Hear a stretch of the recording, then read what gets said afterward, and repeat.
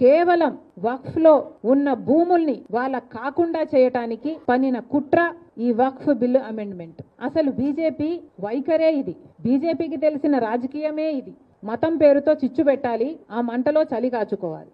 మతం పేరు, కులం పేరు చెప్పి మనుషుల్లో విభజన తేవాలి. విభజన తెచ్చాక ఎవరికి వాళ్ళు ఏ కమ్యూనిటీకి ఆ కమ్యూనిటీ విడిపోతే, పోలరైజ్ అయిపోతే దాన్ని ఓటు బ్యాంక్ గా మార్చుకునే వికృత ఆలోచన బీజేపీ. మరొక్కసారి మళ్ళీ ఇదే చేసింది బీజేపీ పార్టీ. ఓటు బ్యాంకుల్ని పోలరైజ్ చేసి లబ్ధి పొందాలి అని బీజేపీ పార్టీ కుట్ర పన్నింది. అందులో భాగమే ఈ వక్ఫ్ బిల్లు అమెండ్మెంట్.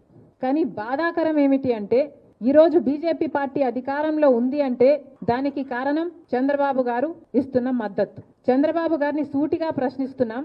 చంద్రబాబు గారు, ముస్లింలు మీకు ఓటు వేయలేదా? ప్రభుత్వం ఎలాగైనా మారాలి అన్న కసితో ప్రజలు మీకు ఓట్లేస్తే వాళ్ళల్లో ముస్లింలు లేరా? పవన్ కళ్యాణ్ గారు కూడా సమాధానం చెప్పాలి, చంద్రబాబు గారు సమాధానం చెప్పాలి.